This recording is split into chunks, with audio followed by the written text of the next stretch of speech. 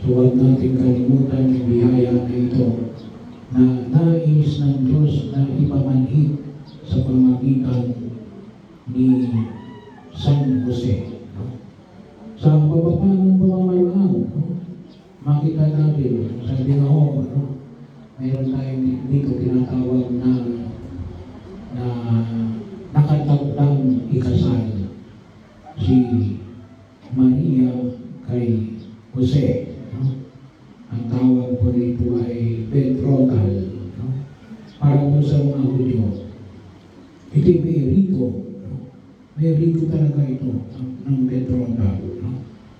Siguro sa kasalukuyang panahon, no? Bagamat hindi mo natin ginagawa sa loob ng simbahan, no? Pero ito yung tinatawag na halos katambal, no?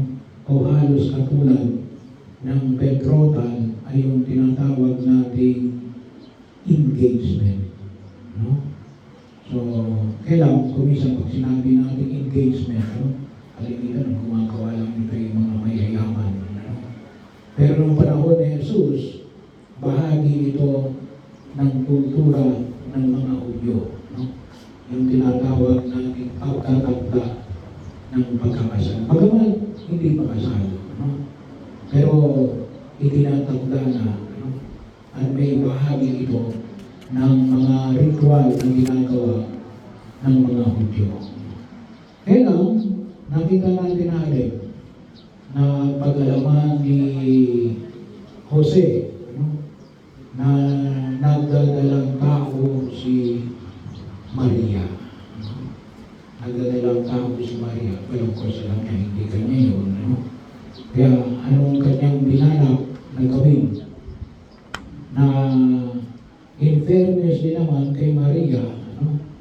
Para hindi na ilagay sa alanganin si Maria, no?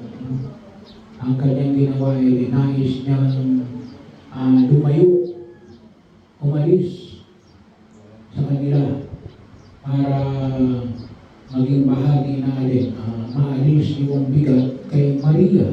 No? Kasi kung sakali magkaroon ng pag-aharap, no? Kasi kung nandyan si Jose, no? Siyempre sabi nga niya, no? Ito'y isang taong matuwid. No? Anong gagawin? Siyempre sabihin niya na hindi akin yan. No? Eh kapag sinabi niya hindi akin yan, anong mangyayari? No? May batas sa mga Hudyo. Ano yung batas sa mga Hudyo? Na ang mahuling nakikiapid, no? Ang mahuling nakikiapid ay pinaparusahan ng alin na mamatay sa pamagitan ng pagbabato. No? So, sabi nga natin, no? Hindi lang kamatayan, no? Slow death. No? At the same time, hindi lang slow death, no? Abortion din. No? Kasi hindi lang naman yung babae yung pinatay mo eh. No? Pati yung kanyang dinadala, no? Sa kanyang sinapupunan. No? Pero may batas ang mga Hudyo. No? Pero sabi nga ho, no? Anais na ipamanig ng Diyos, no? Sa pamagitan ng panaginip na aliw. Iba yung plano ng Diyos. No? Ano yung plano ng Diyos? No? Kasi sabi nga yan ay lalang ng Espiritu Santo. Yan ay galing sa Diyos. No? Kaya anong sinabi mo na narinig natin sa Ebanghelyo natin ngayon sa araw na ito, no? Ay ipinamahayag ko sa atin sa aklat, sa sulat sa Ebanghelyo ni San Mateo na huwag kang matakot na pakasalan si Maria. No? Ang nawa po, makita natin ang ilang mga mensahe na nawa makita natin sa panahon na ito. No? Pagkakataon na ito, ngayong panahon, no? Sa katagilang kapistahan ni San Jose. Una, na huwag tayong matakot. No?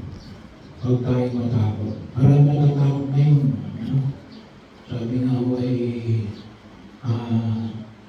kanina, kakaunti yung nagbibiyahe. Bakit? Ay, taas ng gasolina. Doble. Doble na yung taas ng gasolina. At maaari pang tumaas pa yung gasolina. Gawa ng gera ng US, ng Israel at ng Iran. So, hindi natin alam kung hanggang saan pa yung epekto nito. So, maaari din tumaan sa mga bilihin. Sabi nga ako, kahit na ako kuminsan, ngayon, tumataas din yung bigas. Ibang problema rin naman, hindi lang gawa ng gera. So, marami tayong maaaring katakutan sa daigdig na ito. Lalo-lalo na yung panahon na ito. Marami ang nasisintak. Ay yung paanyaya na ipinahayag na Jesus yan. Sabi nga natin, let us praise ourselves. Tayo ay magkapit-bisig. Sapagkat maaari pang mas lumala yung sitwasyon natin na yung kapanahonan na ito. So magtiwala tayo. Patuloy tayong manalangin. Ay patuloy na makipag-usap sa Diyos.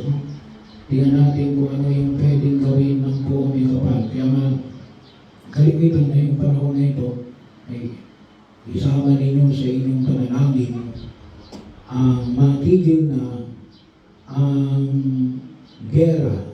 Hindi lamang ng Israel at ng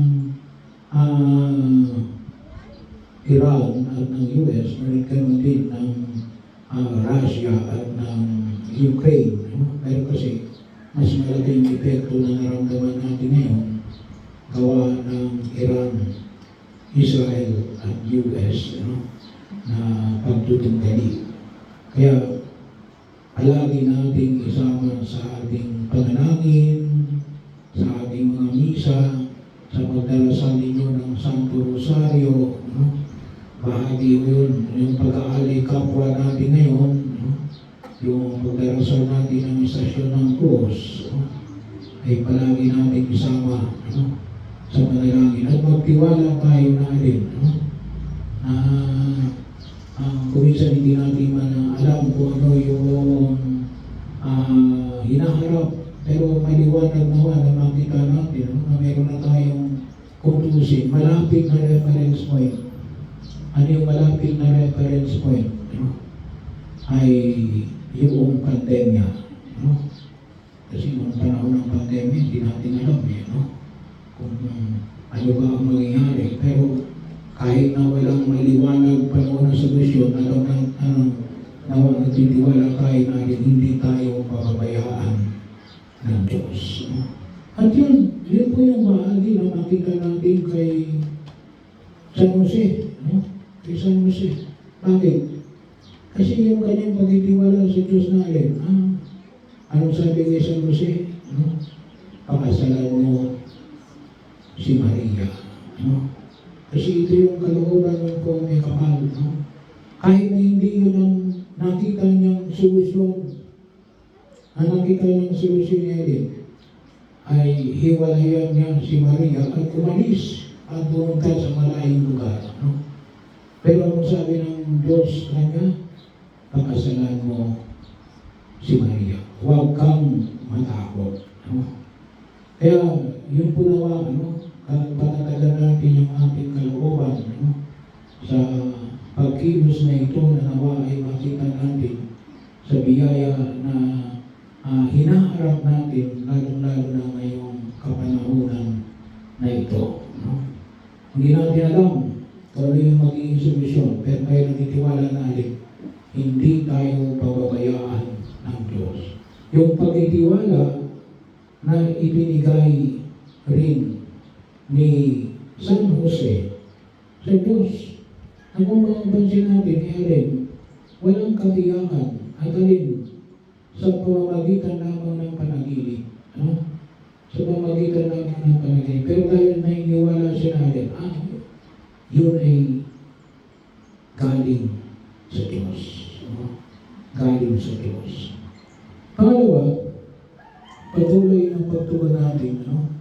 Sabi nga ko rito ay yung pinagdiriwang natin. Kasi kay San Jose, may dalawa tayong piyesta, no? Ito, March 19 at saka May 1, no? Yung May 1 ay si San Jose na manggagawa, no?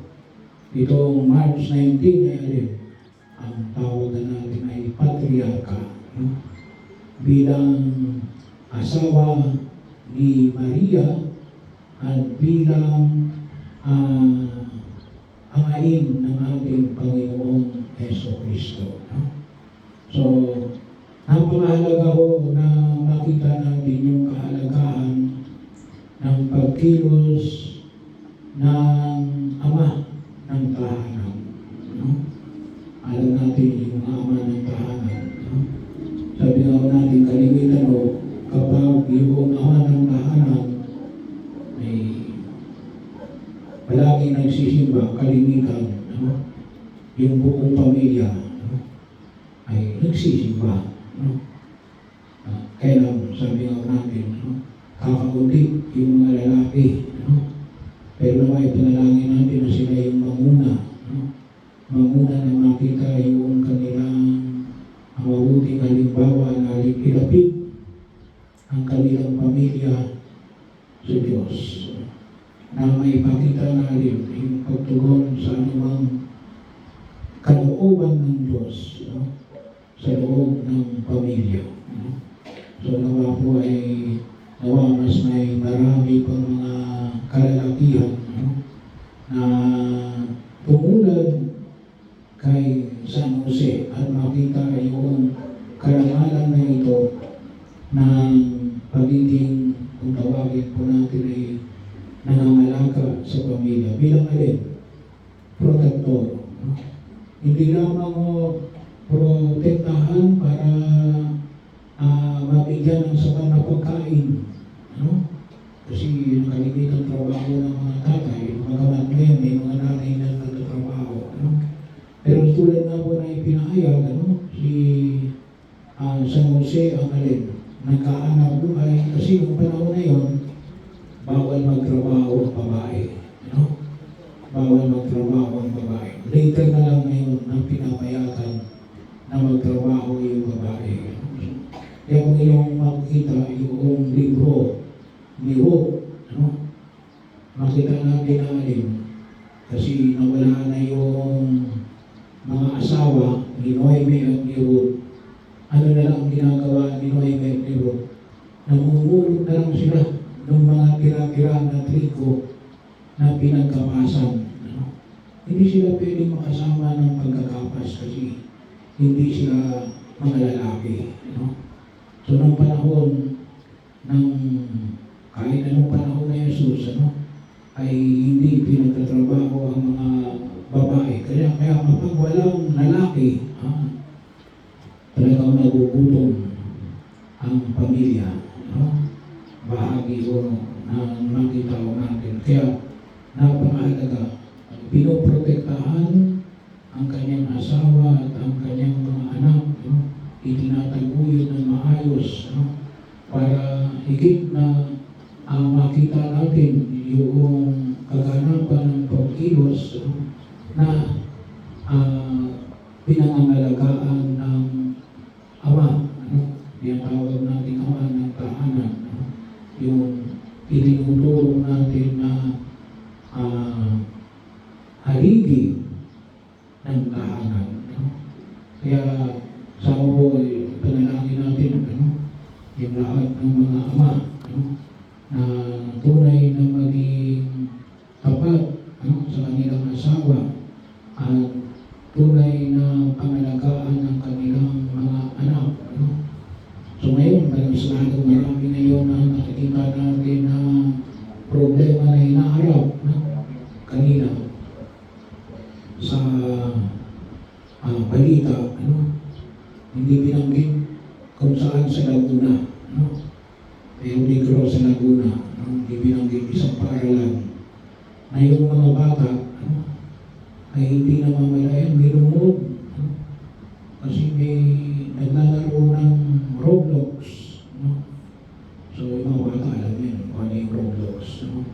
Ngayon, ay nai-infiltrate pa lang, no? Ng alin. Ang mga terorista, consider ng mga terorista na alin, ay yung kanilang isipan ay unti-unting binabago. No? Binabago. No? Kaya, well, nakita yun naman yun sa balita. No? Kaya, isama natin yun, ano?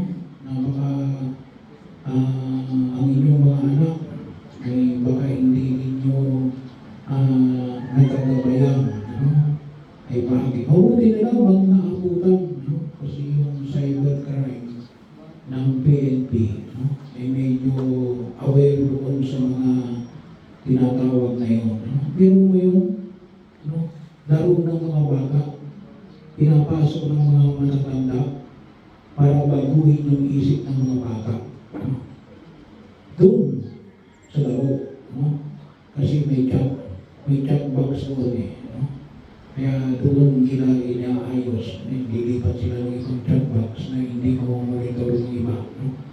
Pero yun, no? Ay nawa pangalagaan ng mga nasa pangunguna ng mga magulang, lalo-lalo na ng mga tatay. Pero yun sila, ano yun? Hindi lamang yung physical, no? Hindi lamang yung legal, hindi lamang yung moral, kundi yung spiritual, no? Na itong mga anak na ito ay mapalapit sa Diyos. No? Mapalapit sa Diyos. Kasi kuminsan, ano, kapag sinabi mo ikaw ay religyoso, parang lumalabas na rin, ikaw ay malambot. Hindi ho. No? So, bahagi yun ng kung saan ay kinakailangan din natin ang gabayan ng mga bata ngayong panahon na ito. At panguli, makita natin yung napakahalagang aspeto ng alin. Pakasalan mo si Maria. No? Napakahalaga ko yung aspeto ng kasal. No? Noong panahon ng pandemya, nabawasan mo yung mga nagpapakasal. No? Bahagi yun sa simbahan. No? Hindi lang mo yung kasal sa gobyerno, kasal sa West, no? Kasal sa banig. No? Hindi. No? Yung hinahanap natin ay yung kasal sa simbahan. No? Sabi ko nga, kahit na mayroon tayong programa, no? Na halimbawa, wala silang pera, makasal lang sila sa simbahan, no? Ay in-offer natin na ayusin nyo lang yung mga requirements. No? Anytime na gusto ninyo, isasabay lang natin sa misa ng parokya. No? Wala nang munang mga palamuti. No? Wala naman isang ninong lang ng isang ninang. No? Ayusin nyo lang yung papeles. No? Ay libre na. No? Pero siyempre kapag kukuha kayo ng senumar, no? Ay hindi libre yun. Pero yung senumar, hindi yung requirement ng simbahan yun. No? Requirement ko yun ng gobyerno. No? Kasi kapag kukuha kayo ng marriage license, ang hinihingi lang mo natin ay marriage license. No? Bahagi yun kapag kasal sa simbahan. No? Nagkalaw naman kapag ikaw ay bibigyan ng marriage license. No? Kasi sa kahihingi ng marriage license sa munisipyo, ang munisipyo nagre-require na magkaroon ka ng senumar. No? Ano ibig sabihin ng senumar? No marriage certificate. Ibig sabihin, pagpapatunay na kailanman hindi ka ikinasal. No? So, kaya pwede kang ikasal. No? So, kaya ang tawag ay senumar. No? So, pero yun ang bahagi mo, no? Na makita ko namin. Sabi nga ako minsan, Father, gusto ko nang mag-arbo. Pwede mong gawin yan. Kailan? Okay, kapag marami na kayong pera, no? Pero pwede kayo muna magpakasal ng simple. No? Any anniversary na pwede ninyo na gusto ninyo, kasi may mga iba na gusto nila, maglalakad sila ng mahaba, no? Naka-gown, no? Pwede nyo gawin yan kahit every kasali na inyong kasal, pwede niyong gawin niya. No? Pero mahalaga na rin, makasal muna kayo sa harapan ng simbahan. No? Kasi bakit? Kasi pag hindi kayo kasal, ano ibig sabihin nun? Isa yun sa turo ng simbahan. No?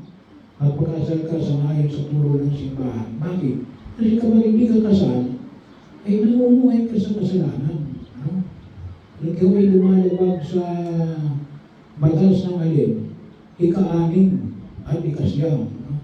Huwag kang makiapid sa di mo asawa. Father, common law, white. Tawag natin yun ay common law white. No? Kasi yun yung tinuturi, kinakasama mo. Pero sa tingin ng simbahan, hindi mo asawa kaya. No? Kasi bakit? Kasi hindi ka kasal. No? Kaya yun ang ipinahayag ko sa atin sa banal ng kasulatan ngayon sa araw na ito. Huwag kang matakot na pakasalan si Maria. No?